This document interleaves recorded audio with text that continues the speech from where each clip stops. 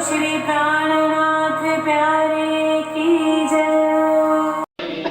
बोलो श्री निजानंद संप्रदाय सर्व सुंदर सार की जय।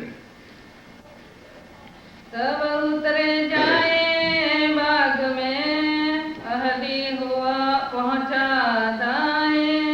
सो तो गया रामनगर, पहुँच अपने पहुँचाए। पांच अपने पहुँचाए। तीन ने रोके बाग में, तब आए पहुँचे देवकरण। तीन से बातें होने लगी, लड़े चार पहर मोमिन। लड़े चार पहर मोमिन। फरमाइए सुन। आप श्री राज्य महाराज वैधाम के धनी पार ब्रह्म सच्चिदानंद स्वरूप आप स्वामी श्री प्राणनाथ जी महाराज रामनगर से जब गढ़ा स्थान का नाम है जिसको आज जब्बलपुर कहते हैं, तो वहां जब अभी पहुंचे थे तो वो शेख इधर के बाद कल बताया था अहदी गुलाम मोहम्मद, अब वह उसको पता चला तो वह अपने 5 आदमियों को भेजता है कि जाओ उन वैरागियों को रोक लो। उन्होंने आके जहाँ सुंदर साथ का रात्रि को पड़ाव पड़ा था, ठहरे हुए थे, वहीं आके घेरे। और मोमिन भी सुंदर साथ कोई ऐसे तो थे नहीं। 4 पहर तक लड़ाई हुई और उन्होंने 5 को पकड़ करके स्वामी जी के हवाले किया। तब स्वामी जी ने उनको बैठ के चर्चा सुनाई और सनंद ग्रंथ से अपनी पहचान कराई। पांव लगे कि जी हमसे भूल हो गई, हमें नहीं पता था। तब वो जाते हैं उधर रामनगर की तरफ। अब इधर क्या होता है, स्वामी जी की अंतिम इच्छा थी कि किसी तरह शालीमार की आत्म जागृत हो जाए। तो यहां लालदास जी को फिर कहा कि लालदास एक ट्राई फिर करो, जाओ दिल्ली, शायद औरंगजेब से मुलाकात हो जाए, उसको पहचान हो जाए, फिर भले आवे या ना आवे। तब लालदास जी ने कुरान को खोला और स्वामी जी के पास ले गया। ध्यान देना, तो हैरून और फैरून का प्रसंग निकला। अरब कंट्रीज के अंदर एक रिवर है, आज भी है, जिसका नाम नील रिवर है। तो वहां पर फैरून बादशाह का राज था। तो उसने क्या किया, उसका छोटा भाई जिसका नाम हैरून था, उसको मार पीट करके राज छीन लिया। ये मुसलमानों की पुरानी हिस्ट्रियां कहती हैं कि राज लेने के लिए बाप तक को भी कत्ल कर देते थे और उसको जंगलों में भेज दिया, निकाल दिया अपने वतन से। अब वो हैरून बादशाह, ध्यान दो, जंगलों में घूम रहा है। एट दैट टाइम मूसा पैगंबर पर्वत पर बैठ करके कोह-तूर पर अपनी तपस्या कर रहा था, भक्ति कर रहा था। तो उसको दर्शन हुए। तो उसने कहा तू ऐसे कर, अब ध्यान से समझना जरा, फैरून बादशाह को गर्क करना है, मारना है, ये बहुत जुल्म कर रहा है, अत्याचार कर रहा है। तो वो कहते हैं मेरे अल्लाह ताला, मूसा पैगंबर, वो बादशाह, मैं एक फकीर, तो कैसे काम चलेगा। तो बहुत उसने ट्राई की। अपने जो अनुयायी थे, शिष्य थे, जो खुदा पर, परमात्मा पर यकीन लाते थे, वो जाते थे लड़ने के लिए। उनके पास कुछ हथियार तो नहीं, वो राजा और वो फकीर के आदमी क्या करे। तब उसने फिर दुआ की कि हे मेरे अल्लाह ताला, वो एक बादशाह है, मैं एक फकीर हूं तो किस तरह से लड़ाई हो सकती है, उसने मुझे कोई ध्यान दो, ऐसा राजा दो जिसको तुम्हारे पर विश्वास हो। तो उन्होंने कहा, देख, फैरून का भाई हैरून जंगलों में घूम रहा है, उसको जाके मिल। तो एक तो उसके साथ कुछ साथी हैं, कुछ तेरे जो है मानने वाले हो जाएंगे। तो कहने लगे, फिर भी हम कम पड़ेंगे। तो मूसा की छड़ी आज भी प्रसिद्ध है। तो खुदा ने उसको एक छड़ी बख्शी और एक रुमाल बख्शिश में किया कि इस छड़ी को तू जो कुछ कहेगा, करामात की सोटी कहते हैं उसको, छड़ी, तू जो कुछ कहेगा वो ये करती रहेगी। तो रुमाल तू जिसके सिर पे डाल देगा उसको कोई मारेगा नहीं। तब हैरून बादशाह को वो मिला, मिल करके कहा, तू चल, मैं तेरे साथ चलता हूं। तो दरिया नील के ऊपर छड़ी को कहा, पुल बन जा। समझ लग रही है ना? तो पुल बन गया। कहने लगे, लड़ना ना उससे, जाके उसको बिगल बजा के चैलेंज कर देवे, कौन? हैरून। कहो फैरून निकल बाहर, अब मैं तेरे से लड़ने के लिए तैयार हूं। तो हिंकार वाला होगा, उसको बहुत गुस्सा आ जाएगा। सेना लेकर के जब वो अटैक करने के लिए आवे तो हैरून को कह देना थोड़ा थोड़ा पीछे हो जाए। तो जिस वक्त फैरून अपनी सेनाओं के साथ बिल्कुल पुल के सेंटर में आ जाए तो तू नीचे से छड़ी खींच लेना। और ऐसा ही हुआ। जब ऐसा हुआ तो सारा फैरून अपनी सेना के साथ दरिया में डूब के मर गया। अब इसको घटाओ इधर। मूसा पैगंबर कौन है? स्वामी जी। हैरून कौन है? छत्रसाल जी। और फैरून कौन है? औरंगजेब। तब छत्रसाल लालदासी कहते हैं, स्वामी जी बिल्कुल वही सारी चीज हो रही है, जब तक अपने को भी कोई अपना भाई परम धाम की ब्रह्म सृष्टि नहीं मिलेगी ना, फिर आपके आशीर्वाद से वो जीत जाएगा और तब जाके फैरून औरंगजेब अपने हाथ में आ सकता है। उन्होंने कहा ठीक है। अब यहां से काम बंद करके अब छत्रसाल जी की मुलाकात की तैयारी होती है। अब फिर चलिए रामनगर। वहां क्या होता है वह प्रसंग सुनिए। तब खुदा ने दिया। क्या दिया? जब कहा था सूरत सिंह सुनी, फिर खुदा ने क्या दिया? पहले सूरत सिंह सुनी। सबसे पहले जब स्वामी जी केतकी नदी पर विराजमान थे तो चर्चा सुनने कौन आया था? सूरत सिंह आया था, जिसने ऊपर जाके अटारी के बिठा के मांगा था मेरा केस जीत जाए। अब केस तो जीत गया, उसके दिल में बहुत प्रभाव हुआ। अब वो आके चर्चा सुनता है, एक एक बात को सुनिए और ताकतम ले लेता है। अब उसको पहचान हुई, उसका फ्रेंडशिप किसके साथ था?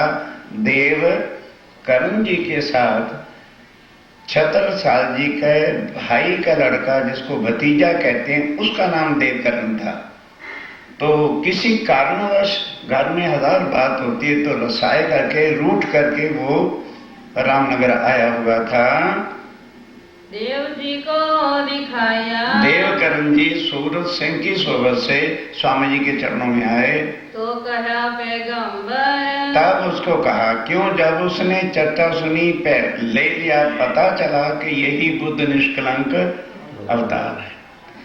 तो एकदम कहता है, स्वामी जी मेरे चाचा छत्रसाल जो है 12 वर्ष से आपकी राह देख रहे हैं, क्योंकि उनको 1728 में स्वप्न के अंदर आपने दर्शन दिया था और तुम्हारी मोहर का रुपया भी उसकी मुट्ठी में था।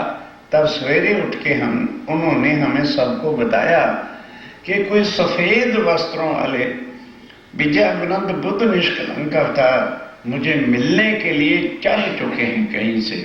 तो वो स्वामी जी कहां से चले थे? सूरत से। प्रसंग आ चुका है, हजरतें इत्तेहाज करी, लेने को का कूच किया, फतेह करी, दज्जाल की और कूच किया दारुल बक्का, जहां अपनी राजधानी बनानी थी। तो मैंने अपनी आंखों से देखा है, ये देवकरण स्वामी जी से रामनगर में टॉक करता है कि अब मैं जाता हूं, जा करके उस जो है अपने चाचा को बताता हूं, तो वो सुनते साथ ही स्वामी जी आपके स्वागत के लिए तैयार हो जाएगा। श्री साहेब जी को बुलावने। और अब वो गया, ध्यान देना, जाके मऊ में, मऊ सानिया, जिस समय हम पन्ना जी झांसी से जाएं तो बिफोर छतरपुर से पहला 15 मिनट उस गांव का नाम आज भी मऊ सानिया है। और महाराजा छत्रसाल जी के राज्य के चिन्ह की सारी बातें वहां पर पढ़ी हैं। जिस तलवार से छत्रसाल जी लड़ा करते थे उसका वेट आज 35 kg है, और वो भी उनको हल्की लगती थी। तो 25 kg की लोहे की पट्टी इधर बांधते थे और 25 kg की लोहे की पट्टी इधर बांधते थे। जो झाबा पहनते थे, I have seen with my own eyes, वो झाबा ही 5 फुट का था। इट मीन्स कम से कम छत्रसाल जी का कद जो है 7.5-8 फुट से कम नहीं होगा। तो वो सारे निशान सब कुछ पड़े हैं और वो वहां राज करते थे।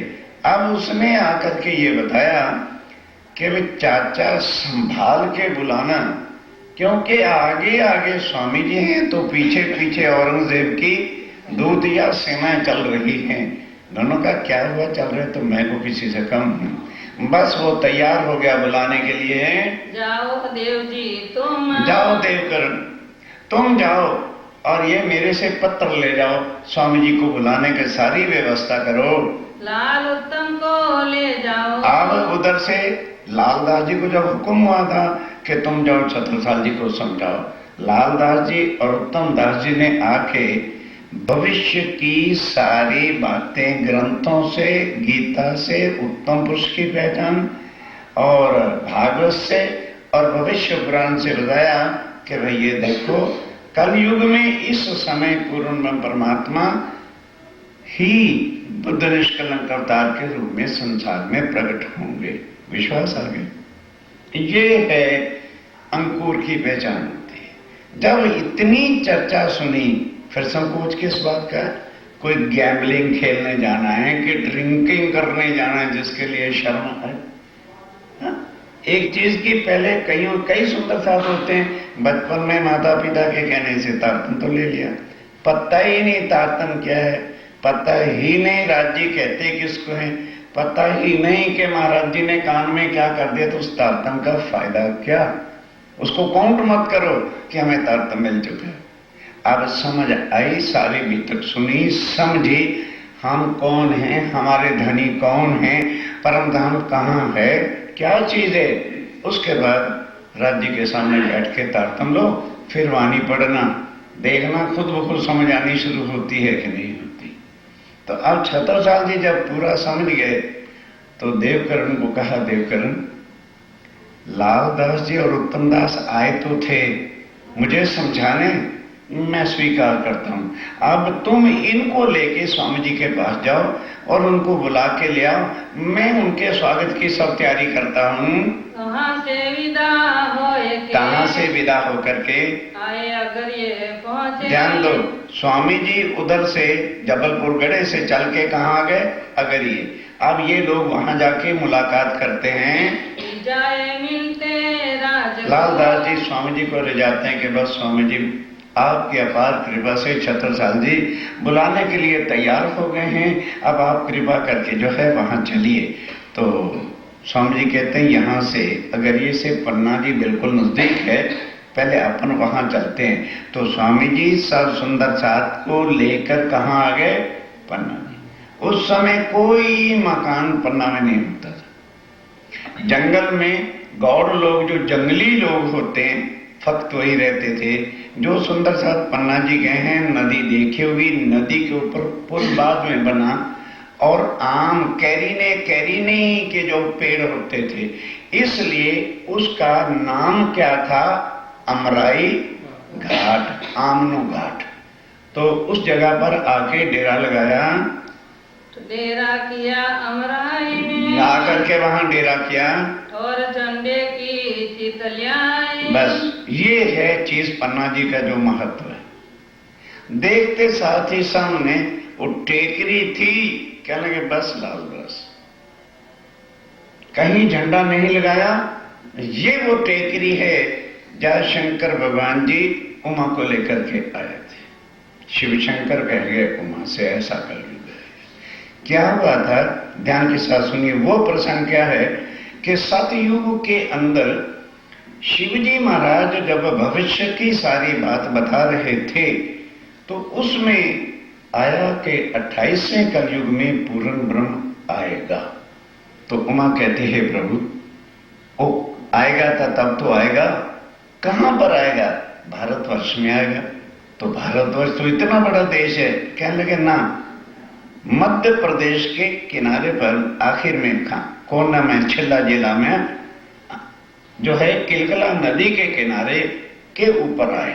कहने लगे मुझे तो अभी लेके चलो। ध्यान दो, सतयुग का प्रसंग बता रहा हूं, शास्त्रों में है। शंकर भगवान जी लेके आ गए जहां आज वो झंडा महारानी जी के मंदिर जाते हैं ना, तो रास्ते में है, वहां पर शंकर भगवान ने अपना सुखपाल या जो भी जिसमें विमान में चलते हैं उतारा।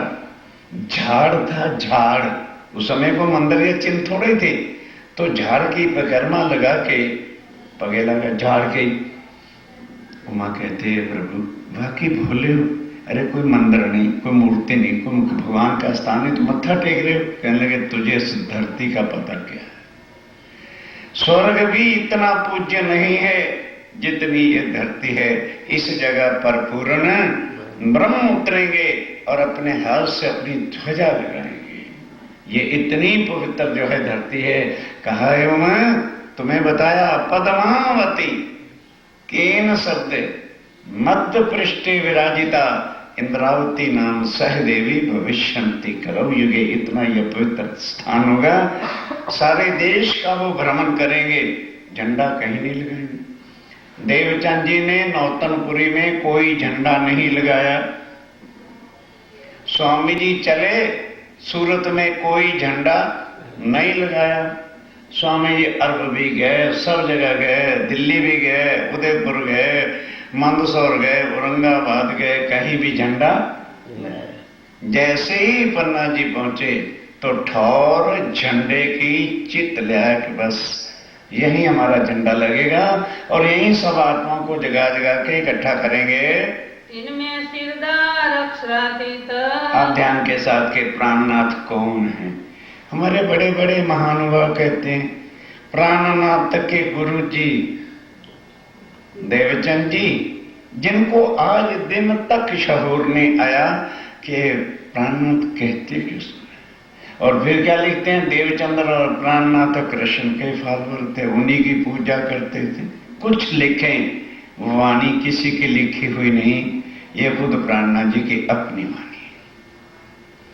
कहते हैं कि जितने भी लोग थे सुंदर साथ थे, उनमें सरदार कौन था? अक्षरातीत पूर्ण ब्रह्म, इसको कहते हैं प्राणनाथ। फिर यदि वो लोग वाणी पढ़ें तो मन का शन से मिट जाए। एक प्रकरण आता है जिसमें स्वामी जी स्वयं कहते हैं किरंतन में, रेहू नाही, रेहू नाही। गुजराती सुंदर साथ बैठे हो, मैं नहीं हूं सिद्ध साध संतरी। कि भाई ना मैं कोई रिद्धि सिद्धि वाला बाबा हूं, ना मैं कोई साधु महात्मा हूं। मैं कौन हूं? मैं अपरस से नहीं मिलूंगा, मैं जप से नहीं मिलूंगा, मैं तप से नहीं मिलूंगा, मैं माला से नहीं मिलूंगा, मैं भक्ति से नहीं मिलूंगा। फिर भी हम माला पे माला गट के चले जा रहे हैं। क्यों? वाणी पढ़नी नहीं। पता कैसे चले प्राणनाथ जी कौन है? अपरस से पढ़े, जप से पढ़े, तीर्थ से पढ़े, सबसे पढ़े, मैं जहां हूं सो हूं। पढ़ो निरंतर। प्रॉब्लम तो ये है और चीजों के लिए समय है, एक वाणी पढ़ने के लिए नहीं। सारे वो सुंदर साथ बनते रहो, कुछ मिलने वाला नहीं।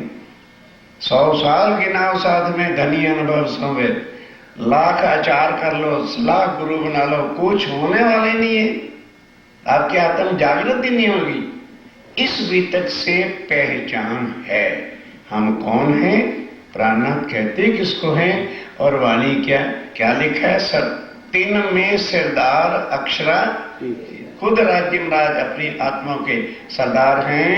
देख अपना ठोर सुख पाए, देख अपना ठोर कि बस भाई ये अपना ठिकाना है, बड़ा सुख हुआ। डेरा करत जब पन्ना में वहां अमराई घाट पर डेरा करने लगे, वो गौड़ लोग जो थे वन में, उन्होंने कहते भागो रे भागो, कोई संतों की टोली आई है, अगर ये पानी पी लेंगे नदी का तो इनकी तो मृत्यु हो जाएगी। अपने को भाग के चलें और साधुओं को बिठाया कि वो साधु बाबा इनका पानी नहीं पीना। सबने आए दर्शन करें, सब गौड़ लोगों ने आकर के जब दर्शन किया तो दिल में भाव आया भी अच्छे लोग हैं। कहे सुनो सब साधु, तब हाथ उठा करके जंगली बाबा में बोले, जंगली भाषा में, ओ बाबा जो हो, अरे भाई साधु सुनो, क्या बात आगे सुनो। या नदी को जल ना पीजिए, इस नदी का जल ना पीना। क्यों? इसके अंदर जहर आता है। तो नदी तो कोई भारत में है नहीं ऐसी जिसमें जहर आता हो, पर आगे चल के इस किलकला नदी के किनारे पर झाड़ ऐसे विष वाले थे जहर भरे कि पानी जब रगड़ के उसके साथ चलता था तो पानी भी जहर वाला हो जाता था। जाके पिए जाए प्राण व्याध, अगर तुम पी लोगे तो तुम्हारी मृत्यु हो जाएगी। तब सब साथ ने मिलके, अब सब साथ में लालदास जी ने सोचा कि स्वामी जी ने कह दिया हमारा ठिकाना ही यही है और हमने झंडा यहाँ लगाना है, तो ऐसे कैसे चलेगा। तो लोटा लिया, लोटा लेके स्वामी जी के जमना पगना अंगूठा धो करके और सुंदर साथ को कहा तैयार हो जाओ, बस जल का छीटा दिया, बोलो श्री प्राणनाथ। फिर ये नहीं थे सुंदर साथ, अच्छा पहले ये घुसे देखते हैं मरता के नहीं। साहब ने एक बार लगाया थे करा और एक अच्छे कूद गए नदी के अंदर। इतना यकीन था ये जहर क्या है। श्री जी के चरणों ने 14 लोग के विष को उतारना है, तो ये नदी क्या है। भेजी खबर महाराज को, बस उस दिन से उसका विष हटा और फिर बाद में झाड़ वाड़ भी उखड़वा दिए।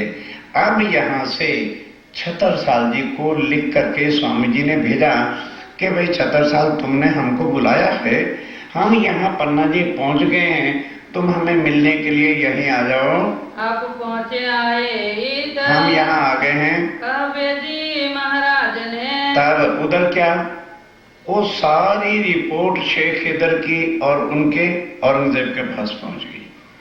तो औरंगजेब को जब पता चला नहीं तो काम गड़बड़ है, तो आज भी इंडिया की हिस्ट्री पढ़ के देखो, 80,000 की सेना लेकर अफगान खान रामनगर के उसी रास्ते से छतरसाल जी की राजधानी को आके चारों तरफ से घेर लेता है।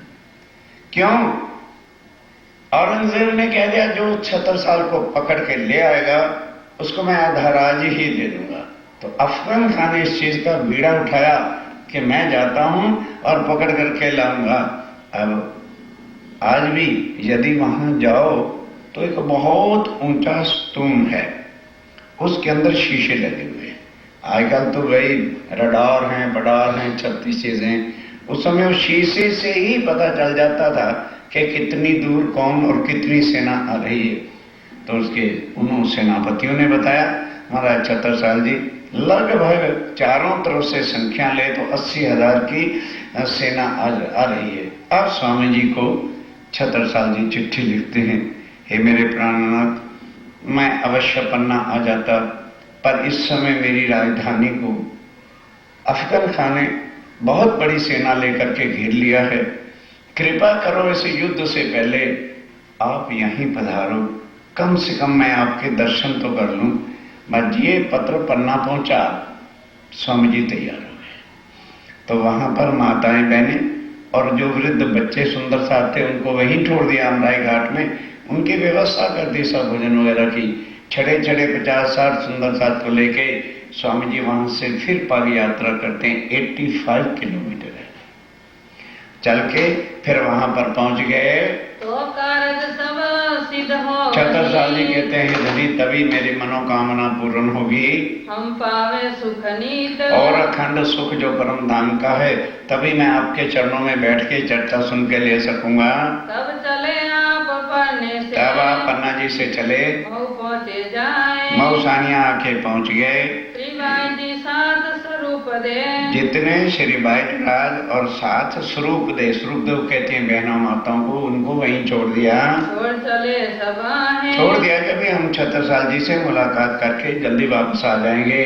मऊ में तिदुनी दरवाजे। अब ध्यान देना, जैसे गेट होते हैं ना दिल्ली में, जो सुंदर सा जानते हैं अजमेरी गेट, ये गेट, वो गेट, इसी तरह मऊ के एक बड़े गेट का नाम क्या था? तिदुन्नी दरवाजा। वहां सामने कुया भी थी, आज भी है। वहां जाके उसके किनारे के ऊपर जो है अपने कपड़े बिछा लिए और बैठ गए। डेरा किया वहां जाके अपना डेरा लगाया। राजा वेश बदल के, अब महाराज छत्रसाल जी तो पहले ही इंतजार में थे, देखा कि साधुओं की मंडली आ गई है। राजा बड़े चुस्त होते थे, क्या लगे भी नहीं, ऐसे एकदम नहीं जाना चाहिए, हो सकता है कोई औरंगजेब के दूत ना हो और मुझे पकड़ ना लें, तो अपना भेष बदल करके, राजा के रूप में नहीं, भेष बदल करके वहां जाता है। दर्शन कियो ताहि, आगे दर्शन किया, पहचान लिया कि लगते तो वही हैं। फिर दूजी बेर वेश बदल के, फिर घर चले गए। फिर जाके क्या किया, जैसे ये बल्दिया लोग होते हैं ना, गाय भैंसों को बैल को छुड़वाने जंगल में ले जाने वाले, हाँ, तो उस वैसा ही रूप धारण किया और आगे आगे 10-12 गैया ले लें तो उनको हाँकते हाँकते चलाते चलाते, और जहां भाई जो कुछ कहता है पहले उसको जवाब दो। उसके बाद फिर क्यों है, जब छत्रसाल जी ने कहा बाबा जो एक गांव विलेजेस के जो है उस रूप से कि ये मेरी और खान ना करें। अब ये प्रसंग बड़ा आनंद में सुनने वाला। तब स्वामी जी ने कहा ओ बाबा जो राम राम, आओ आगे आके बैठो। बाबा बैठो इता, आकर के आगे बैठो। आए बैठे बिछोने पर, ध्यान से।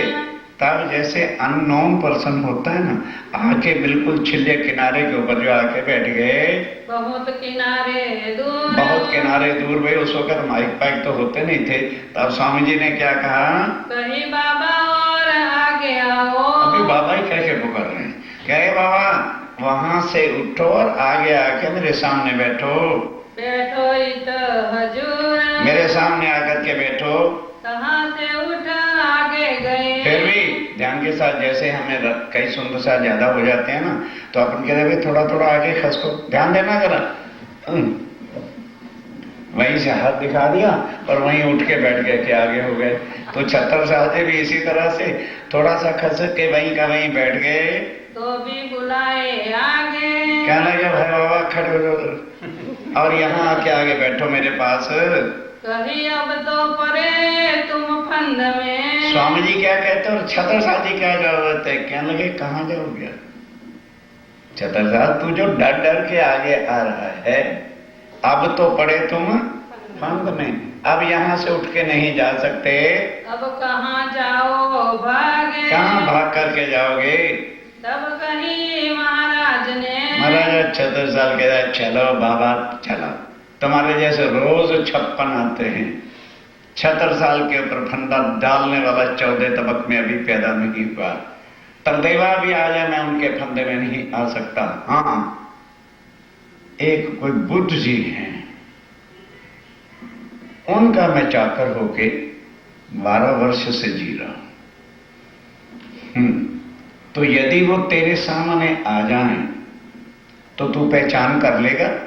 स्वामी जी पूछते हैं, कहने लगे हाँ, ये देखिए उनकी छाप का रुपया, मोहर का रुपया मेरे पास है, ये उन्होंने स्वयं मुझे 12 वर्ष पहले दिया था। कहने लगे अच्छा आजा आगे आजा। तब अपना जमुना पग उठाया, नीचे कपड़ा बिछा था, कहने लगे अपने हाथ से कपड़ा उठा, देख ऐसी मोहर वाले क्या और भी रुपए हैं क्या। इनकी छाप के रूपिये छत्रसाल जी भाई जरा स्पीड तेज रखा करो, भजन नहीं बोल रहे हो तुम। देखो स्वामी जी, उनकी छाप का रुपया भी मेरे पास है, देखो तुम हमसे। तब स्वामी जी कहते हो देखो यहाँ के ये हकीकत कह के बस।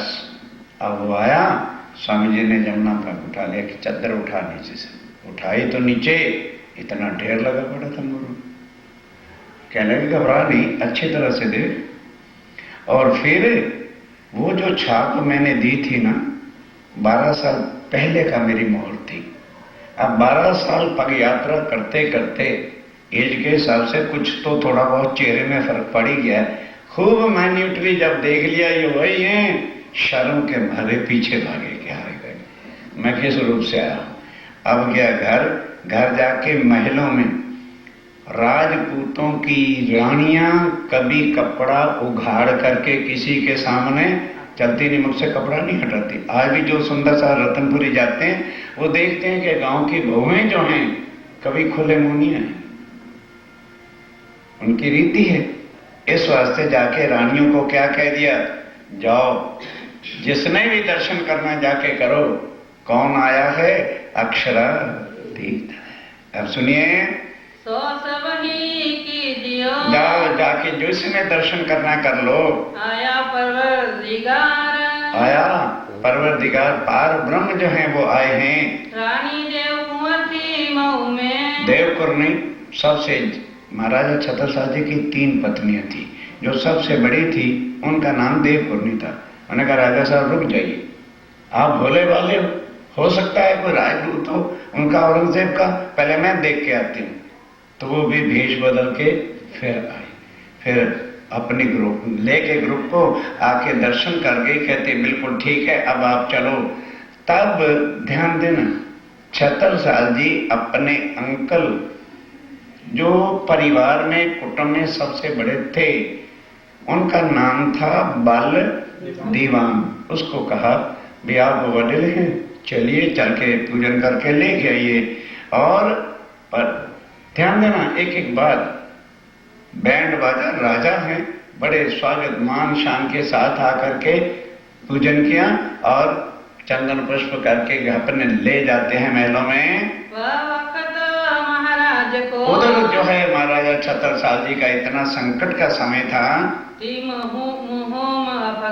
अफगान खान जो है 80,000 की सेना लेकर के चारों तरफ से जो है बढ़ता चला आ रहा था।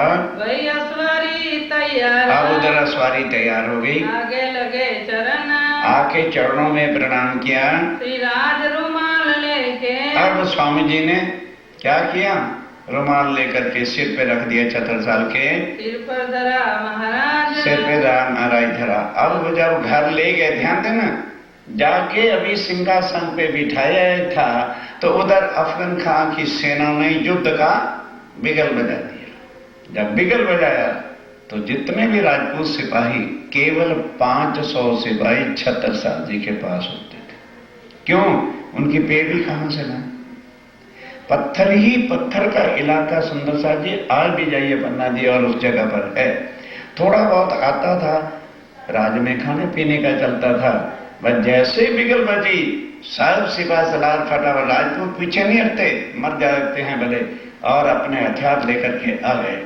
अब छत्रसाल जी अंदर गए, अपना रणयुद्ध के वास्ते लोहे की कैप, लोहे के सब पोशाक जिसको कहते हैं, और अपनी तलवार वो पट्टी बांध के ऐसा भेष लेके स्वामी जी के चरणों में प्रणाम करते हैं। ध्यान दो क्या कहा, बस स्वामी जी यही मेरा पहला और यही मेरा आखिरी प्रणाम होगा, शायद आज मैं जिंदा लौट के ना हूं, क्योंकि अफगान खान की सेना 80,000 है और मेरे केवल 500 सिपाही हैं, तो मैं क्या मुकाबला कर पाऊंगा।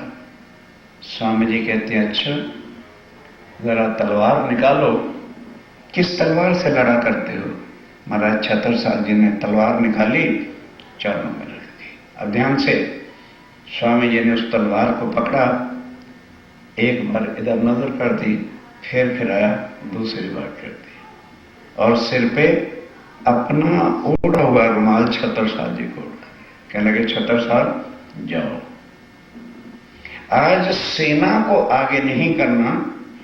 युद्ध में क्या होता है, जो खुद सिपा सलार होते हैं, कैप्टन होते हैं, सेना को आगे करके खुद पीछे रहते हैं। कहने लगे ना, आज तुम आगे चलना, बाएं हाथ में ध्वजा रखना और दाएं हाथ की तलवार से अब इस तलवार से किसी का शीश नहीं काटना, क्योंकि किसकी नजर आ गई है, जो मेहरबान है। कहते हैं खून नहीं करना इसके बाद कभी भी। तो कहने लगे स्वामी जी फिर लड़ूंगा कैसे? कहने चिंता क्यों करते हो, सूर्य निकला हुआ है, जाके खड़ा हो जाना। मुसलमान आएंगे तो ये तलवार इधर करोगे तो इसकी चमक स्टील की होती है ना, इसकी चमक उस पर पड़ेगी, इधर वाले मुसलमान समझेंगे ये बुंदेले खड़े हैं, फिर इधर कर देना तो इधर वाले मुसलमानों को इधर वाले क्या समझेंगे, ये बुंदेले हैं, देखते रहना, वो आपस में ही कट के शाम तक मर जाएंगे। और ऐसा ही हुआ, हिस्ट्री पड़ी। छत्रसाल जी सेना को लेके गए, कहने लगे देखो भाई तुम आज पीछे रहो, लड़ना नहीं है।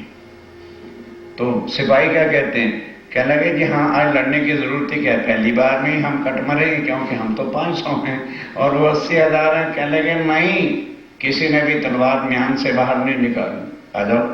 अब छत्रसाल जी जैसे स्वामी जी की आज्ञा हुई थी उसी तरह से करते रहे। हिस्ट्री उठाइए, शाम तक आधे से ज्यादा सेना कट गई।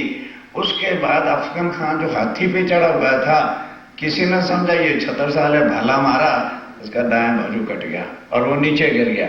जब बड़ा सिपा सलारी की तो जो बची सेना थी वो भी भाग गई। अब सब सिपाहियों ने कहा भाई छत्रसाल हमने कुछ किया ही नहीं, आए तो सब कुछ स्वामी जी की कृपा है। तब छत्रसाल जी आए, आके चरणों में लगे और उसके बाद बैठ के अब चर्चा सुनेंगे तारतम्य क्या है। किसी जगह तो अभी तक सामने बता देते कि स्वामी जी ने किसी को कंठी बांधी। अब स्वामी जी इसको बैठ के क्षर, अक्षर, अक्षरातीत और परम धाम की जब सारी बातें समझाई कि भाई ये तारतम्य मंत्र नहीं है, ये तो जो भूला हुआ संबंध अपने राज्य मराय के साथ है वो समझ के पालो बांधना होता है। अब जब ये सब हो जाता है फिर क्या होता है सुनिए। जब उससे फतेह करके जब वापस महलों में आए श्री महाराज, महाराजा छत्रसाल जी वापस आए, सब लोगों ने कहा, तब सब जो सेनापति थे उन्होंने क्या कहा, बिन सिराज न होए का, ये तो राज्य महाराज की कृपा के बिना भाई कुछ नहीं हो सकता था। फिर श्री महाराज देखिया, फिर महाराजा छत्रसाल जी ने असुख शांति हो गई। तब बैठ के परमधाम का विराट पट देखा, चर्चा सुनी और पहचान हुई। पट जो तारतम का पट, क्षार, अक्षर, अक्षरातीत के सारे भेद समझे, क्योंकि उसमें क्या है, निराकार के पार थे, तीन पार के भी पार। निराकार एक क्षर पुरुष और तीन पार योग माया का ब्रह्मांड, और उसके भी पार अक्षरधाम और फिर भी पार परम धाम है। अब व्यवहार छूटता मुझसे। तब छत्रसाल कहते हैं कि स्वामी जी ये रखिए राज की चाबियां, ये लो तलवार, अब मैं फक्त सुंदर साथ की सेवा करूंगा, मुझे राजा नहीं अब बनना, मैं परमधाम से राजा बनने नहीं आया। ठीक है, आपने मुझे ऐसा तन दे दिया था, जितने दिन राज हो गया, अब फकत मैं सुंदर साथ की सेवा करूंगा। सेवा जैसा कोई सुख इस दुनिया में नहीं है। जाग खड़ी आत्म, ये है आत्म का जागना। आत्म जागने का मतलब कोई परम धाम तो नहीं चली गई, पहचान हो गई कि ब्रह्म सत्य जगत मिथ्या, और मेरे धनी मुझको मेरे घर बुलाने के लिए आए हैं। मजली सेती महू सेती प्रणामिने, और महू सेती को मजली सेती पढ़ते हैं और दो तीन बार वाणी पर बैठती। महू से चल के अब स्वामी जी जब तारतम दे दिया तो फिर पन्ना जी आ गए। पहुंचे श्री जी साहेब, स्वामी जी ने क्या कह दिया, छत्रसाल राज मिट्टी में तो मिलाना नहीं, अपने सेनापतियों को या जो तुम्हारे वजीर हैं इनको सौंप के सारी व्यवस्था करके पीछे आ जाना, हम पन्ना जी चलते हैं। तो स्वामी जी जहाँ सुंदर साथ को छोड़ गए थे अमराई घाट, वहां पर आए पहुंचे। मजली ने पहचानिया। अब ध्यान दो, वहां तो देवकुरनी थी, तो दो रानियां महाराजा छत्रसाल जी की चोपड़े की हवेली में रहती थी। छत्रसाल जी ने उनको सब समझा के पत्र लिख दिया। अब मजली रानी अपने चोपड़े की हवेली से स्वामी जी के चरणों में आकर के चर्चा सुनती है, पहचान लेती है, तारतम ले लिया। सेवा करी तब वो सेवा करने लगी, क्योंकि सेवा कब होती है? जब दिल में भाव आते हैं। और भाव कब आते हैं? जब स्वरूप की पहचान। उन्होंने पहचाना, भाव आया और तारतम लेके सेवा करने लगी। और सब अंदर की, और जो अंदर में और भी रहने वाली रानियां या और लोग थे, रहे पीछे दिन, वो भी उनके पीछे पीछे सेवा में मगन रहते हैं। जब महाराजा आए पहुँचे, जब महाराजा छत्रसाल जी आके पहुंच गए, सब बातों करी आगे इन, सारे जो है बातें करी उनके सामने। गिरे दंडवत आए के। जब वो भी तो वही अमराई घाट ही आना था, तो स्वामी जी स्नान करके नदी में वस्त्र पहन रहे थे और भोजन की तैयारी हो रही थी। उधर कनात, पर्दे को कनात ही कहते हैं, जब मैरिज पार्टी होती तो शायद कनाते नहीं कर करते, वो खड़ा कर देते थे। माताओं बहनें के भोजन वहां बैठ के करते थे, तो वो कनातें लगाई जा रही थी। सन्मुख साथ में पास, सर्व सुंदर साथ के सन्मुख आके छत्रसाल जी ने चरणों में दंडवत प्रणाम किया। शीश धर्यो दो चरण पर, शीश स्वामी जी के चरणों पे रख दिया। तीनों जगत निकास, तब स्वामी जी ने कृपा दृष्टि से बस उसको जो है जगत के मुंह से तोड़ दिया। आए महाराज उत से, पर ध्यान देना, जहाँ महाराजा छत्रसाल जी आए थे, रसोई के वक्त, रसोई का दोपहर को 11-12 बजे का समय था। स्नान कर ठाड़े हते, स्वामी जी स्नान करके खड़े हुए थे। जी साहेब जी थी, स्वामी जी वहां पर कनाते ठाड़ी करी। उधर माताओं बहनों के भोजन के वास्ते पंक्तियों के लिए कनाते पर्दा, उस समय कोई कमरा मकान तो था ही नहीं अभी, तो भोजन के समय में चारों तरफ से पर्दा हो जाए वो खड़ा कर रहे थे। बैठे श्री महाराज, और महाराजा छत्रसाल जी वहां बैठे। काल श्री बाई जी। अब बाईजूराज तेजगोबरी अपने हाथों से थाल सजाती हैं, जो कुछ भी बना होता है ला करके शिव जी के चरणों में अरोगने में रख दिया। 4 जने महाराज संग, और महाराजा छत्रसाल जी के 4 उनके सिपा सलार वगैरह जो राजाओं के साथ चलते हैं वो भी आए थे। लिया प्रसाद, लिया इत प्रसाद। अब ध्यान देना, राजपूत लोग अव्वल तो निगुरुए ही मर जाएंगे, वो उम्र में गुरु धारण करते नहीं, क्योंकि राजपूत मर सकता है पर किसी के सामने झुक नहीं सकता। तो जब गुरु धारण करोगे तो उनके सामने प्रणाम तो पगे तो लगना पड़ेगा। अब वो तो हो गया, मामूली बात थी। अब यहाँ स्वामी जी के चरणों में बैठा है, स्वामी जी ने जब रोग लिया तो अपने हाथ से उसको प्रसाद दे दिया। तो कष्ट किसी को नहीं हुआ करता। जो बीच में नारद मुनि रहते हैं, प्रचार प्रसार मंत्री, इधर की इधर आग लगाने वाले, इधर से इधर घर के पट्टे बिठाने वाले, वो भागे भागे चाचा बलदेवान के पास चले गए। कहने लगे, भाई चाचा गजब हो गया, सत्यानाश हो गया बड़कों का, चाहे हुआ हो चाहे ना हो, वो आग लगा देगा। और बड़कों की अकल तो बिकी होती, बुढ़ापे तक खत्म हो जाता, खलास हो जाता मगज। बस, अरे क्या हो गया भाई? अरे महाराज, जब महाराजा छत्रसाल जी ने गुरु धारण कर लिया तो राजपूतों का तो वंश तबाह हो गया। और चाचा चलो गुरु तक भी सीमा थी, उन्होंने तो उनका जूठा प्रसाद खा लिया, खानदान का नाश। ठीक कहते, अच्छा छत्रसाल को जरा महलों में आने दो, मैं उनसे पूछता हूँ। अब ये इधर राजी खुशी तारतम ले प्रसाद लेके चोपड़े की हवेली में गए। ईमान लिया अर्श पर, ईमान लिया किस पर? शरीर पर नहीं, अर्श पर, कि ये मेरे धाम के धनी हैं। ये सेवा करी याद, अब जो है सेवा कैसे करते हैं? कुली दजाल का प्यार। अब वो जो माया कलयुग थी, कहने लगे भाई अब ये मार डालेंगे। आगे तो स्वामी जी एक थे, और अब 76 साल, 2 नहीं, 1 और 1 लिखो, 1 1 कितने हो जाते हैं? 11। कि अब इनका मुकाबला कौन करेगा? या बड़ा शोर। अब वो बड़ा शोर क्यों? दज्जाल किसके मन में बैठता है? जिसका ईमान कच्चा होता है, वहीं बेईमानी आकर के घुस जाती है। चाचा बलदीवान लुढ़कनदान थे, उसके दिल में बेईमानी आ गई। अब माया दज्जाल सोचती है तो निश्चय अब मुझे मार डालेंगे और परमधाम की ब्रह्म सृष्टियों को मेरे फंदे से छुड़ा के ये ले जाएंगे। इन दो से चले न मेरा जोर, इन दोनों के सामने मेरा काम नहीं चलने वाला। काहू काहू के दिल में, अब काहू काहू के दिल में बलदीवान घर में सबसे बड़ा ज्येष्ठ था, बड़ा था, बड़का था। कलयुग आए बैठा, कलयुग आके बैठ गया। ये है कलयुग, ये है दज्जाल। तो स्वामी जी कहते हैं दज्जाल कोई हाथी घोड़े का नाम नहीं है। दज्जाल करत कछु ऐसा, सुनो, दज्जाल क्या करता है?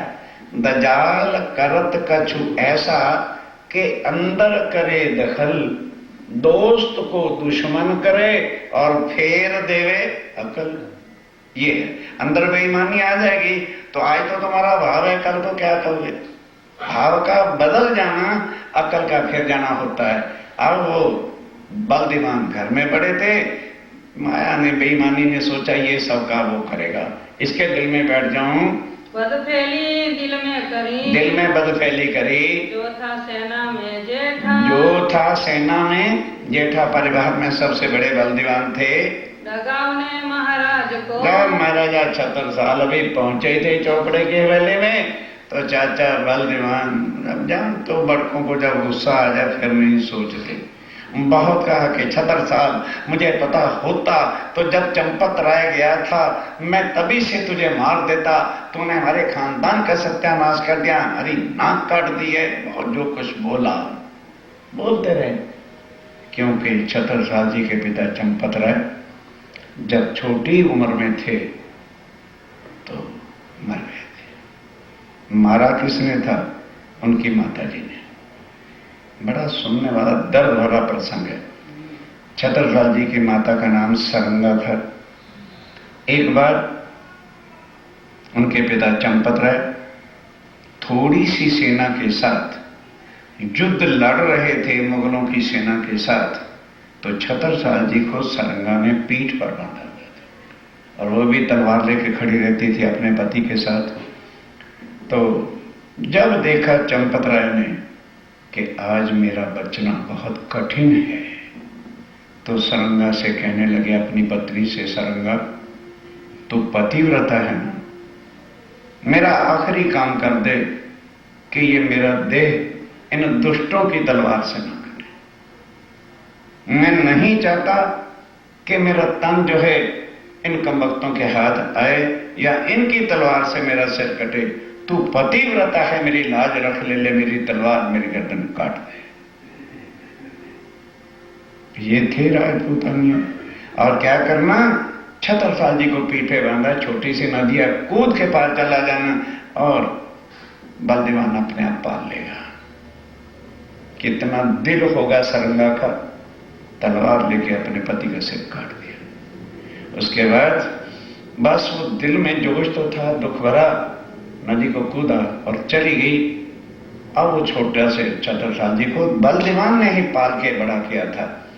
अब वो सारे कुछ कहता है कि हे 76 साल, अगर मुझे पता होता तो मेरे वंश की नाक काट देनी है तो फिर मैं तुझे पालता भी ना। अरे ठीक है, तूने गुरु बनाया था तो भी ठीक था, तूने जूठा क्यों खाया? अब वो प्रसाद का अर्थ ही नहीं जानते थे, तो वो क्या बताए ना राज तरफ लगी। ध्यान देना, महाराज 76 साल जी का ईमान और विश्वास गिराने के लिए उसने बड़ा कुछ जो है उद्यम घर में मचाया। जब शांति होगी कहने लगे, चाचा तेरे राजदार खानदान की चिंता हो रही है ना, ये रखा है तेरा राजपाट की चाबी, ये रखा है तेरा मुकुट, भाड़ में गया तू और साथ गया तेरा खानदान। मैं आज के बाद तेरे खानदान का आदमी नहीं, तू खानदान पाल, मैं अपने धनी की सेवा में रहूंगा, मुझे तेरा खानदान चाहिए ही नहीं। जब छत्रसाल जी ने ये कहा, अच्छा बाबा अच्छा, हम तो कहते थोड़ा ही हैं, जरा डांट आगे से पड़ जाए ना, फिर अच्छा जी अच्छा भी बड़ी जल्दी करते हैं।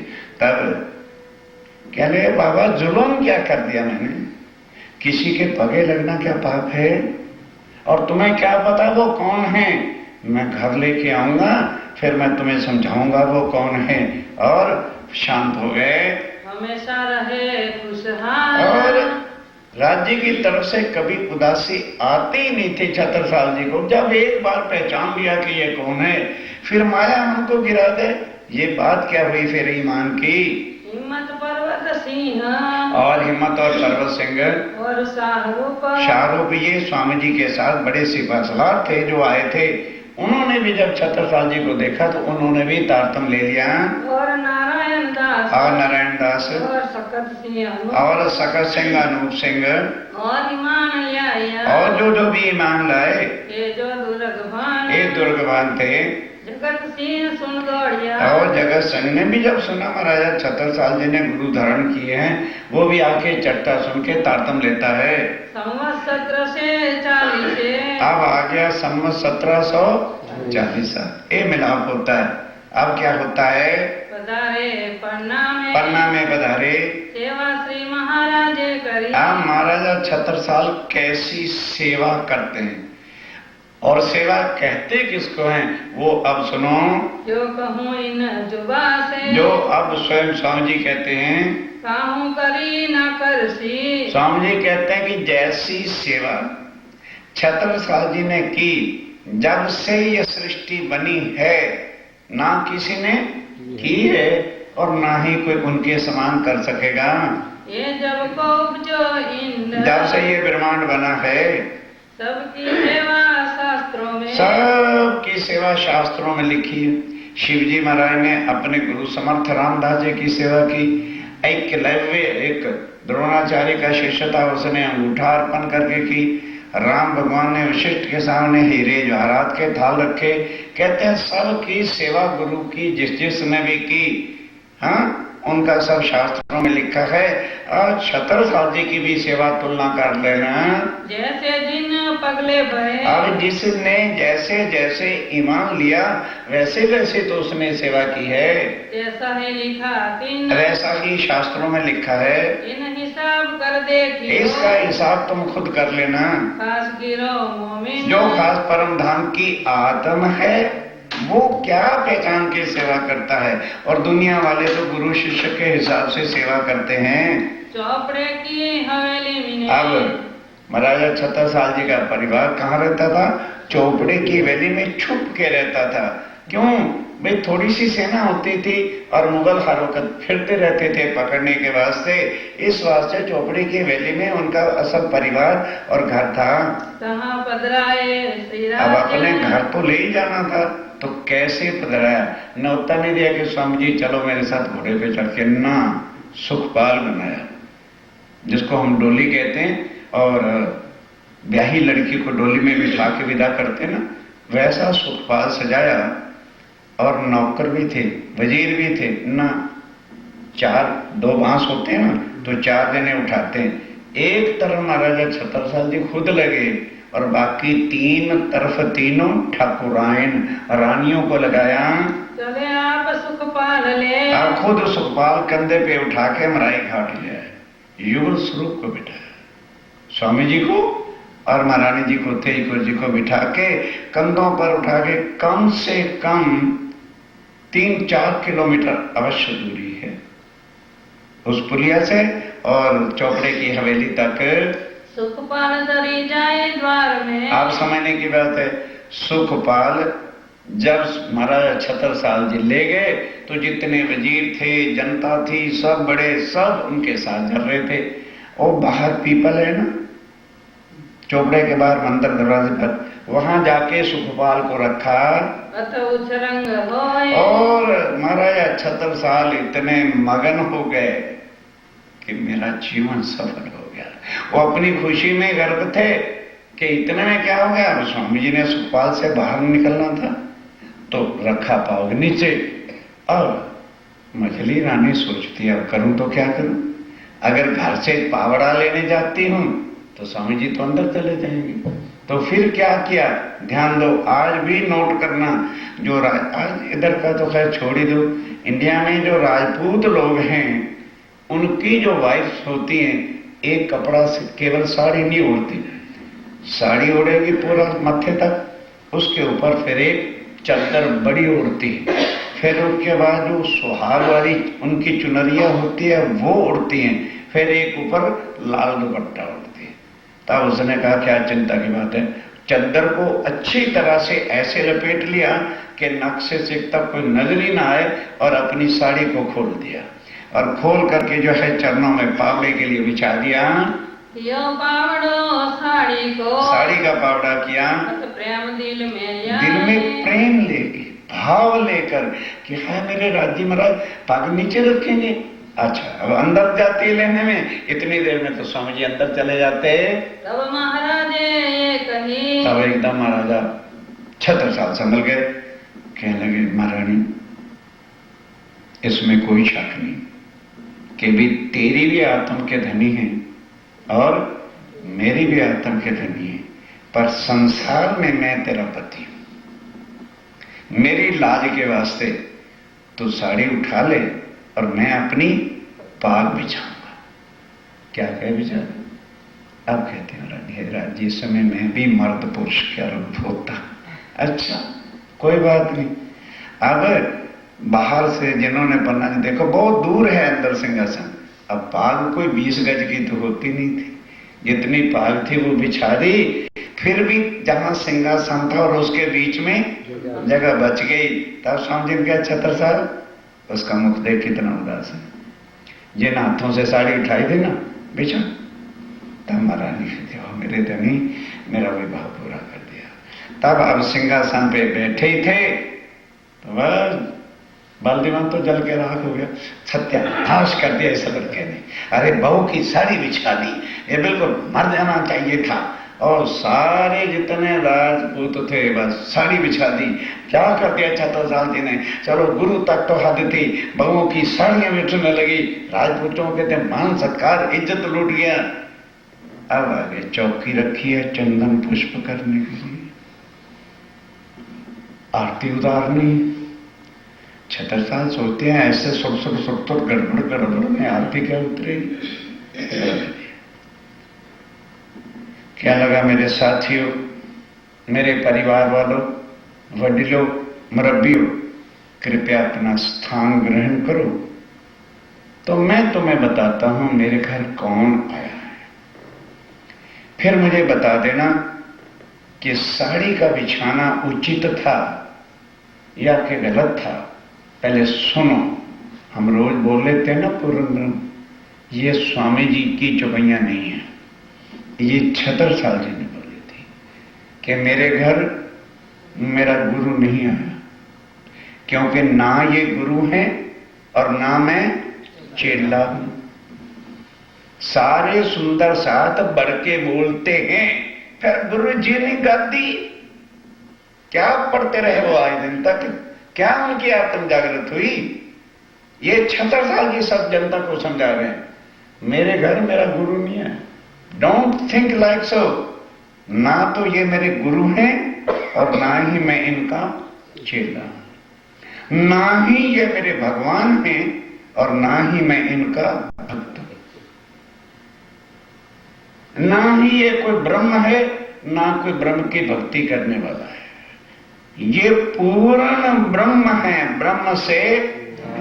अब बोलते भी चलना, अर्थ समझ लेना, फिर बोलो हमें किसकी सेवा और पूजा करनी चाहिए।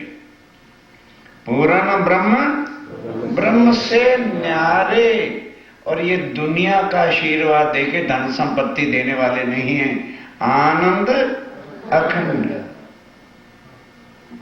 अखंड अनंत जो परम धाम का आत्मा का है, ये वो देने वाले हैं। और इन्हीं को खोज करने के लिए ब्रह्मा, विष्णु, महेश, शेष और नारायण ढूंढते। शिव आता नहीं इसको, शिव सनकादिक आदि इंच, इन्हीं के दर्शनों के लिए शंकर भगवान शिव, सनकादिक ब्रह्मा जी के चारों मानसिक पुत्र, शिव सनकादिक आदि, जब से सृष्टि बनी तभी तक इनके दर्शनों के लिए तड़पते रहते हैं। अगम जान के निगम कहावे और खोज खोज पछी। ब्रह्मा विष्णु महेश सब खोज खोज के थक गए, माला करके थक गए, किसी को भी ये प्राप्त नहीं हुए। फिर तुम कहोगे हो छत्रसाल, जब ब्रह्मा को जो वस्तु विष्णु को, नारायण को और शिव को नहीं मिली तो वो तो तपस्या कर कर कैलाश पर्वत पर माला फेर फेर के थक गए, सुमरन कर करके थक गए। तुमने तो कभी इनका सुमरन किया ही नहीं। कहते भाई इसलिए नहीं किया, और ये खुद मेरे चल के फिर कह रहे हैं, मैं तो जानता ही नहीं था, मैंने तो कोई इन्विटेशन नहीं भेजा। क्यों आए हैं? जान के मूल धनी दुल्हा लेने जाता है पत्नी को कि पत्नी बारात लेके जाती है? बोलो तो सही। अरे जौन लेके दुल्हा जाता है कि दुल्हन जाती है? कहते हैं उनकी दुल्हन यहां पड़ी थी, उनको पता था ये जौन लेके आए साथ। समझे? अकेले नहीं आए। बोलो, सोचो और समझो। जान के मूल धनी मूल अंगना, परम धाम की मेरी आत्मा उनकी अंगना है, वो मेरे धाम के धनी। जान के मूल धनी अंगना अपनी सो घर आए। अकेले नहीं आए, जौन में दुल्हा के साथ अनवर भी होता है। ठीक है?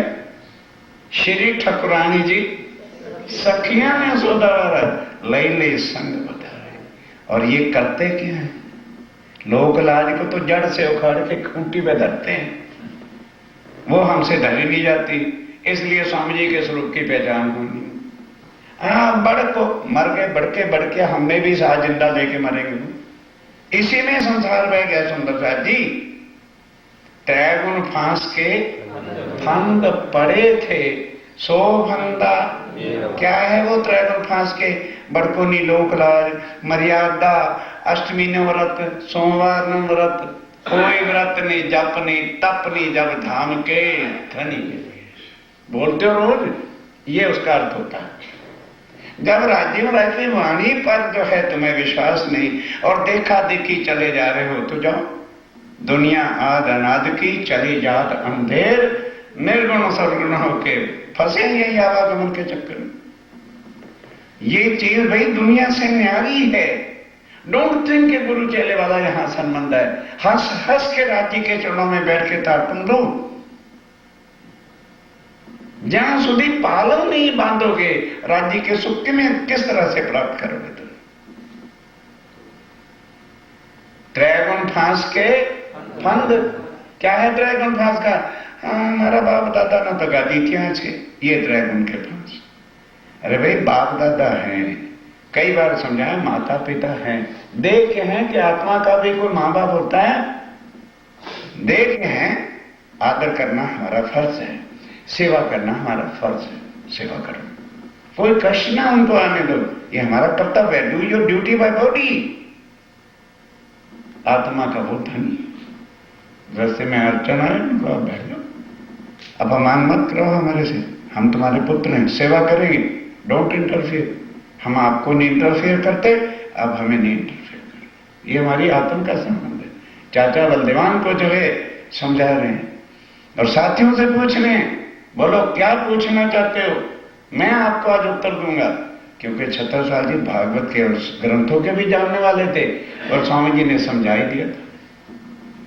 त्रैगुण फांस के फंद पड़े थे, सो फंदा निरवा। वारी वारी जाऊं अपने पिया।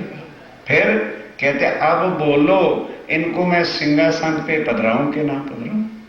सिंहासन आसन बैठा छत्रसाल।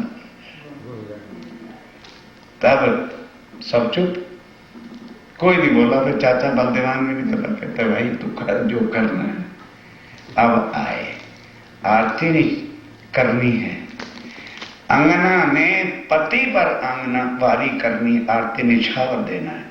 हम तो आरती होती है, बहुत किया तो एक नहीं तो 5 डाकर खत्म। अब आओ छत्रसाल जी ने आरती शुरू की और क्या रखते हैं आगे, ध्यान से समझने के प्रसंग, सुनने का नहीं है ये समझने की चीजें जो हमको कोई समझाता नहीं। गुरु नहीं समझाएंगे ये चीजें, क्योंकि अगर हम राज्य का पूजन सिखा देंगे तो फिर हमारा कौन करेगा। मुसीबत तो इस बात की है संसार के अंदर। अब छत्रसाल जी क्या करते हैं, आए और टीका चंदन जैसे हम पूजन करते हैं, बद्धू तैयार हता, अपनो आपा सब दियो। कान खोल के सुनो। तीनों रानियों को पकड़ा, खजाने की चाबी ली, शीश चरणों पे धर दिया। हे धामधनी, जब से मैं खेल में आई हूं, मेरा जो है, जो मेरे तन से लगा है, मेरी इज्जत का है, वो ये मेरी पत्नियां हैं। आज से ये आपकी सेवा में रहेंगी और कुल खजाने की ये चाबी है और मेरा शीश। हम तो खाली कहते हैं तन मन जीव निछावर कीनो तो निछावर $1 करेंगे। उनका ये शीश आपके चरणों पर है, चाहो तो अब उठने का हुक्म दो, नहीं तो ये मेरा शीश उठेगा नहीं। और दियो सब साज सामान की चाबियां आगे धर दी। आरती निछावर करके, ये आरती का निछावर रखा चरणों में। कही धन धन दिन है आज, कि बस धनी आए संसार में, मुझे प्राणनाथ की पहचान हो गई, मेरा जीवन सफल हो गया। तो मैं अब अपने धनी से क्या चुरा के बाकी रखूं, यही मेरा, मैं, मेरी पत्नी और ये खजाने की चाबी चरणों पर है। यही टीका यही पावड़ो, यही चंदन पुष्प है, यही चरणों में पावड़ा है। मेरा शीश आपके चरणों में पावड़ा बिछाता हूं, यही निछावर आए, और यही मेरे पास निछावर है। मैं खुद ही अहंकार का, सो आपके चरणों में अर्पण है। श्री प्राणनाथ के चरण पर, श्री प्राणनाथ के चरण पर छत्ता मैं आपकी अंगना है मेरे प्राणनाथ, वारी वारी जाती हूँ। श्री भाई जी को जोड़े राज के। अब ध्यान के साथ, आज दिन तक सब सुंदर साथ केवल स्वामी जी की आरती उतारते थे। अब उनका पूजन करके आरती नहीं जलाई। छत्रसाल कहते हैं मेरे प्राणनाथ, महारानी जी को अपने साथ बैठाइए, उनके बिना मैं आरती नहीं उतारूंगा। स्वामी कहते क्यों जिद में आए हो, उतारो आरती, सुंदर साथ यही करते रहे। तो स्वामी छत्रसाल क्या उत्तर देते हैं, कहने लगे स्वामी जी, हो सकता है शायद सुंदर साथ ने आपके स्वरूप की पहचान नहीं की। तुम परम धाम में मूल मिलावे में बोलो अकेले बैठे हो या के युगल स्वरूप बैठे हो, श्यामा जी तुम्हारे साथ हैं कि नहीं। अब स्वामी जी क्या उत्तर दें, कहते फिर यही नहीं, मैं आपको शास्त्रों का प्रमाण देता हूं, युगल स्वरूपम वेमलमचलम द्वंद्वातीतम सदृशम, कि वो पार ब्रह्म इस ब्रह्मांड से पड़े, त्रैगुण से है और युगल स्वरूप विराजमान। जहां સુધી आप तेजपुरी को संग नहीं बिठाओगे तब तक मैं आरती करूंगा। अब जब ये बात हुई तो स्वामी जी क्या कहें, तब उन्होंने बाईजूराज को बिठाया, उनका चंदन पुष्प किया। अब आरती उतारते हैं और क्या बातचीत अभी होती है, कहनी में ना आवही, जो बात कहने में आ ही नहीं सकती है। लगो जुगल सोने, लगो जुगल सुनो। जब बाईजूराज बैठ गया, हे मेरे श्यामा महारानी, हे मेरे राज्य महाराज, युगल सोने स्वरूप एक, कहने को दो हैं, राज्य और श्यामा जी यहां नजर आते हैं कि दो हैं ना, वो चिदघन स्वरूप है और वो आनंद है, तभी तो चिदघन सच्चिदानंद कहोगे, एक ही स्वरूप है। सात समस्त के बीच में, सब सुंदर सात के बीच में जुगल धनी बिठाए, युगल धनी सिंहासन के ऊपर बिठाया। पहली आरती उन्होंने की आज दिन तक, इसलिए वहां लालदास जी और सबका सिर नीचे हो गया कि धिक्कार है हमारी अकल, हमने आज दिन तक कुछ नहीं किया। बस ये बात थी जो छत्रसाल जी को स्वामी जी ने कहा कि तुम मोहनों के सरदार, क्यों? पैसा नहीं, पहचान। जब हमने पहचाना ही नहीं राज्य महाराज को, संसार के तरीके से जो है व्यवहार किया, तो फिर क्या? कई सुंदर सा संकोच करते रहते। अरे भाई ठीक है, जब तक शुद्ध नहीं थी, हो गया जो कुछ भी कर दिया, अब शुद्ध आई है, उस भाव से आके राज्य के चरणों में बैठो।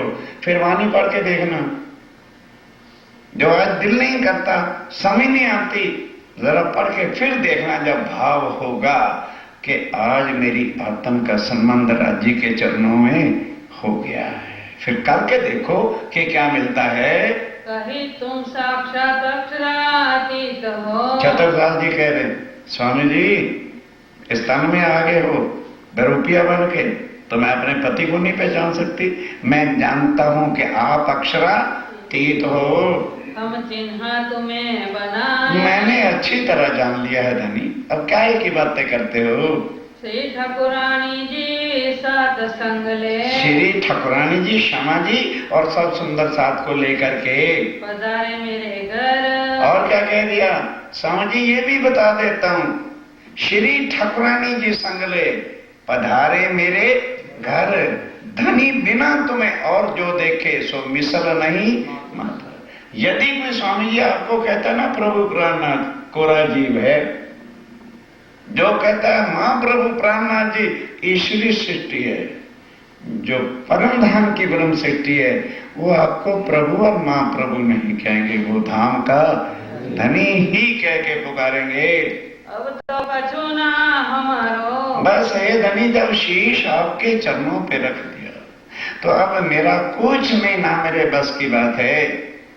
आप आ रहे हो ना आप बस। ये जो मेरा मैं पना था, वो भी जब आपके चरणों में रख दिया, तो बस इससे ज्यादा मैं क्या दे सकता हूँ? करो जानो सो बख्शीश। अब शीश मैंने आपके चरणों में रख दिया, अब आगे जो आप बख्शिश करो सो मैं वही करूंगा। तब बोले श्री राज जी। अर्जुन, कौन बोला? आप स्वामी जी क्या बोलते हैं? देखे राणा पातशाह सब। कि बस छत्रसाल, बड़े बड़े राणा, बड़े बड़े राजाओं से मेरा संबंध हुआ और सारा सहत भी मुझे पता है। पर जो कछु करनी अंकुर की। ध्यान के साथ, बड़े बड़े राजाओं ने अपने गुरुओं की पूजा की है, पर जो करनी अंकुर की, जो परम धाम की ब्रह्म शक्ति है, वो कभी गुरु भाव से चलेगी नहीं, वो हमेशा धाम धनी राज्य मराई के भाव से चलेगी। स्वहित देखी हम सब। केवल छत्रसाल, वो सारा अंकुर की जो पहचान लक्षण है, वो मैंने तेरे अंदर देखी। क्यों? लोक लाज उतार के रख दी, मर्यादा उतार के रख दी, रानी की साड़ी बिछा दी, और अब सर्वस्व ला के चरणों में रख दिया। ये अंकुर ब्रह्म सृष्टि के बिना कोई नहीं करेगा। तभी तो आज हम बोलते हैं तन मन जीव निछाव। ये केवल परम धाम ब्रह्म सृष्टि के भाव होंगे, दूसरे भक्त जनों के कभी भी हो ही नहीं सकते। आगे साध संतों ने। आगे बड़े बड़े साधुओं ने, संतों ने कहो गुरु शिष्य को धर्म। और गुरु शिष्य का धर्म बड़ा देखा है कि गुरु देवो भव, सेवाएं की, अर्पण किया, धन दिया है, हीरे जवाहरातों के थाल भर के गुरु वशिष्ठ को राम भगवान ने दिए, और शिवाजी महाराज ने भी जो है बड़े अपने समर्थ गुरु रामदास की सेवा की। पर ये सेवा नहीं, ये अर्पण होना है। तो अब यहाँ भयो। सब यहाँ ठंडे हो गए। हे छत्रसाल, जिस भाव से तूने सेवा अर्पण की है, कोई तेरी तुलना आ ही नहीं सकता। जो सबको भरम। सबके जो भ्रम थे, मैंने अपने गुरु महाराज जी को ये दिया, मैंने अपने गुरु महाराज को इतना पगे लागा, सबके भ्रम ठंडे आज हो गए। पहले दाता हम भये। स्वामी जी के छत्रसाल कहते हैं धनी, पहले तो मैंने आपके चरणों पर शीश रखा है। गुरु को दिनों शीश। क्या दिया है आपको? शीश दिया। अपने शीश आपके चरणों पर रख दिया है। पीछे दाता गुरु भये। अब पीछे जैसा गुरु होगा वैसा ही तो देगा।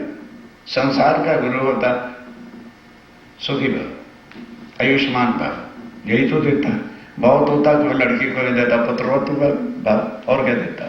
और स्वामी जी क्या देते हैं, अब ध्यान से सुनना, वो संसारक नहीं आशीर्वाद देते।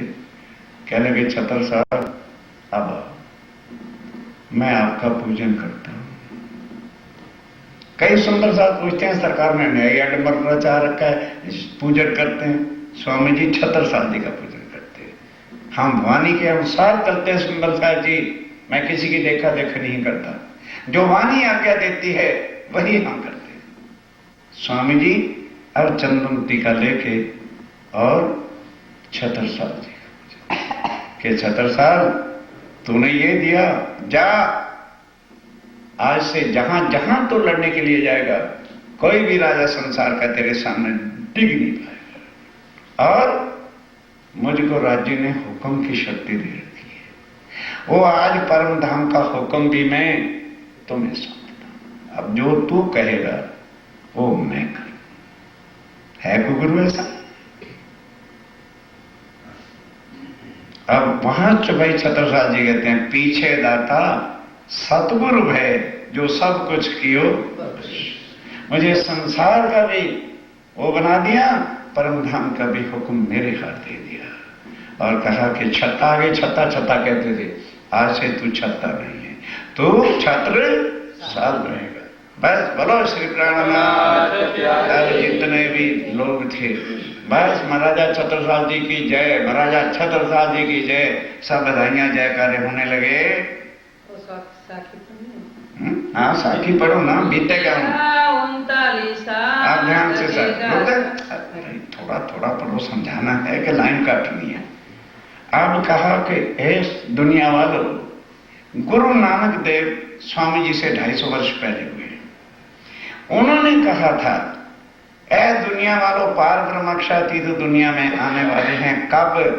जब बीतेगा 39 अर्थात 1739 का साल बीतेगा और लगेगा 40वां, 40 शुरू होगा, तब कोई होशी मर्द मर्द का चेला। पुरुष एक पार ब्रह्म है, उसको मर्द कहा है, बाकी सब नारी माया के स्वरूप है। और उनकी कोई आत्म महान मर्द मर्द का चेला, उनका मिलाप होगा।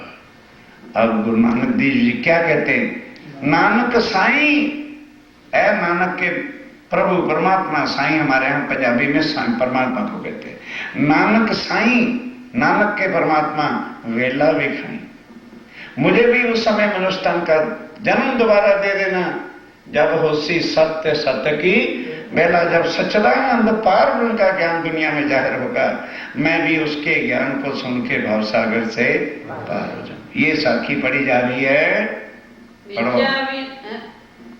बीतेगा 39, जब 39 बीतेगा, लगेगा 40, 40 लगेगा, तब कोई होशी मर्द मर्द का चेला, तब कोई ब्रह्म सृष्टि स्वामी जी के चरणों में आएगी।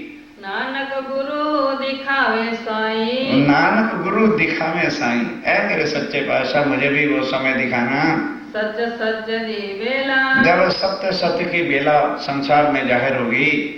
विद्या विनंदन बुद्ध जी, कौन? विद्या विनंदन बुद्ध जी। ब्रह्म सृष्टि सिरताज, कौन है? ब्रह्म सृष्टि के सिरताज हैं। हाथ हुक्म छत्रसाल के, परम धाम का हुक्म भी छत्रसाल के हवाले कर दिया। दियो सो अपनो राज, और अपना राज परम धाम का भी मालिक बना दिया कि तेरे हाथ ही भाई जागनी होनी है। साकी कह के थाल ले, बस अब नहीं, बाकी कल भूखा लोग आए नहीं, रात बची गई। विद्या विनंदन बुद्ध जी, विद्या विनंदन बुद्ध जी, ब्रह्म सृष्टि सिरताज, ब्रह्म सृष्टि सिरताज, हाथ हुक्म छत्रसाल के, हाथ हुक्म छत्रसाल के, दियो सो अपनो राज, दियो सो अपनो राज, दियो सो अपनो राज। बोलो श्री प्राणनाथ प्यारे।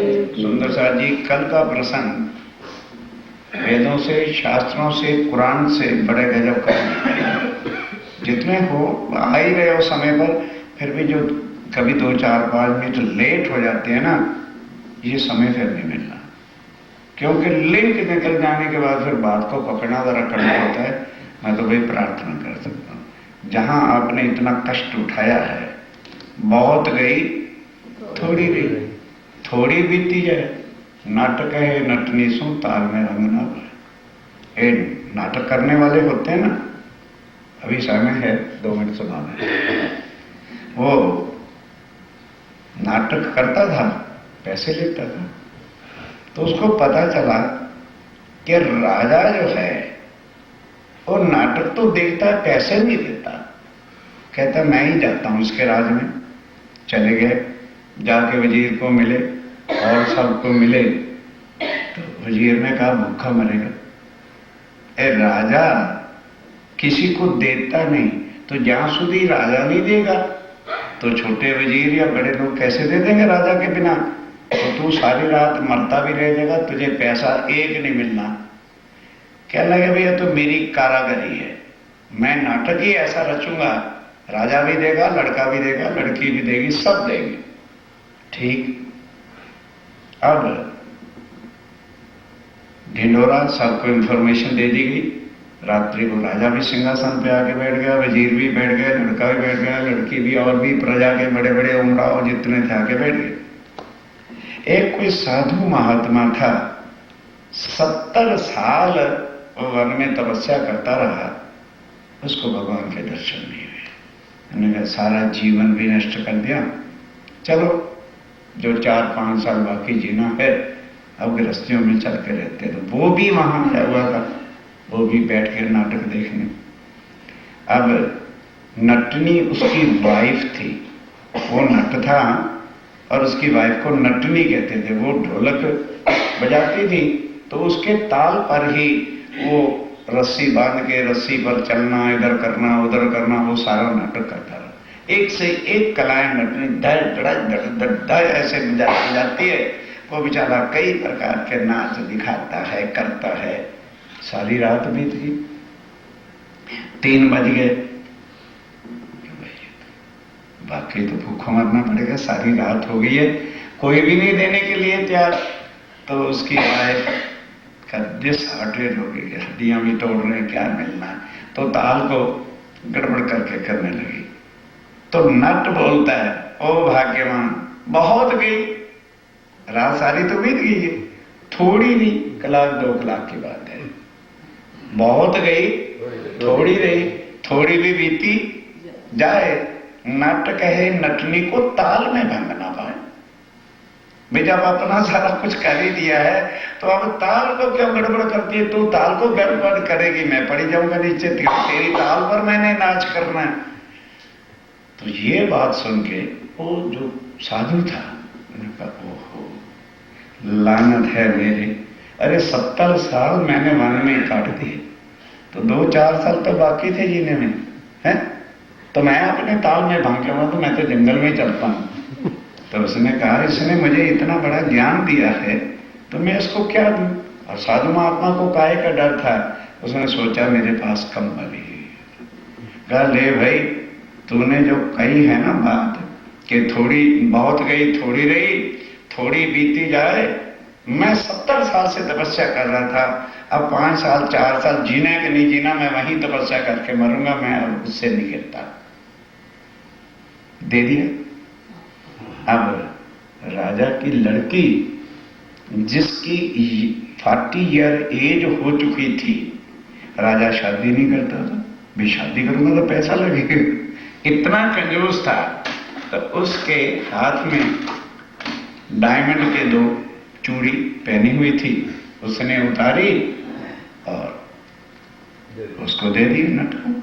और राजा को गुस्सा चढ़ा, कहता क्या बात है? भाई बात कह ही रहा था, तो जो लड़का था उसने डायमंड की रिंग उतार के दे दी। मैं कह रुक जाओ भाई, क्या भाई तुमने हराम का माल समझा है? क्या राजा 40 साल की आयु हो गई, ये लड़की कहती तुमने मेरी शादी नहीं करनी ना की है, तो मेरा लव वजीर के लड़के से हो चुका है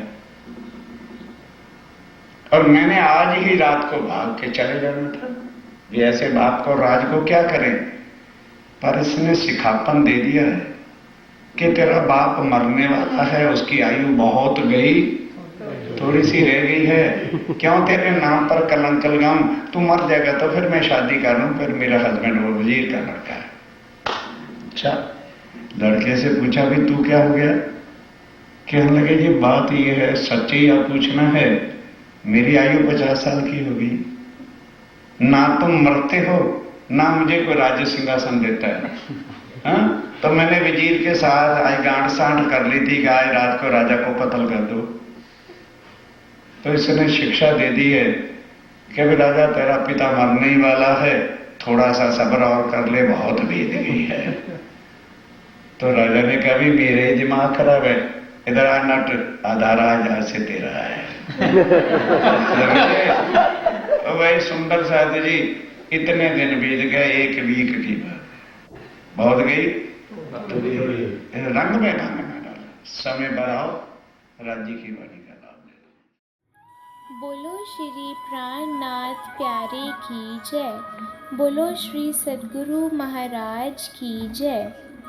प्यारे सुंदर साथ जी, आप सभी के लिए प्रतिदिन श्री बीतक साहिब चर्चा पर आधारित 10 MCQ प्रश्नों की प्रश्नोत्तरी आयोजित की जा रही है, जो कि रात्रि 12 बजे तक खुली रहेगी। इस भाग से जुड़े प्रश्नों के उत्तर देने के लिए कृपया इस वीडियो के डिस्क्रिप्शन या कमेंट बॉक्स में दिए गए गूगल फॉर्म के लिंक को खोलिए और उत्तर चिन्हित करके सबमिट कर दीजिए। जिन सुंदर साथ के सारे प्रश्नोत्तरियों का मिला के कुल स्कोर सबसे ज़्यादा रहेगा, उन्हें श्री निजानंद आश्रम रतनपुरी में आगामी वार्षिकोत्सव में पारितोषिक दिया जाएगा। प्रणाम जी।